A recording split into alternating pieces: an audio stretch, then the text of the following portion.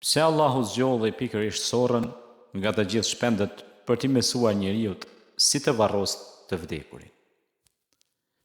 Kur Kabili vrau vllain e tij Habilin, Allahu xhaleshanuhu zgjodhi sorrën që të jetë mësuesja e parë e njeriut në lidhje me varrosjen e të vdekurit.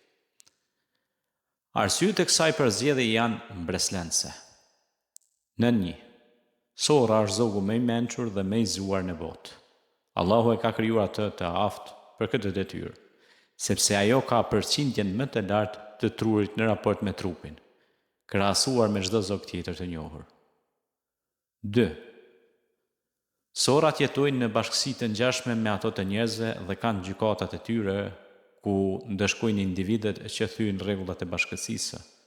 Kjo është një cilësi e lindur që Allahu a ka dhuruar atyre në mënyrë të veçantë, ndryshe nga çdo zog tjetër. 3. Sorrat vërtet kanë një sistem drejtësie të tyre në të cilin gjykohet çdo kush që shkel ligjet e tyre të brendshme, të cilat janë të rrënjosura në natyrën e tyre nga Allahu.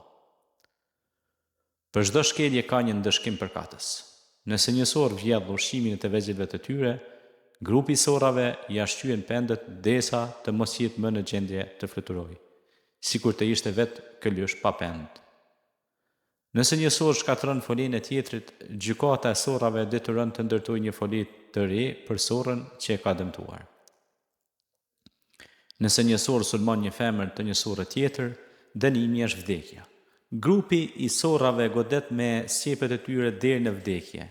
Gjykimi zakonisht zhvillohet në një fushë të hapur, anëtarët e gjykatës mlidhen në kohën e caktuar dhe sorra e akuzuar sillet në mbikëqyrje të rreptë.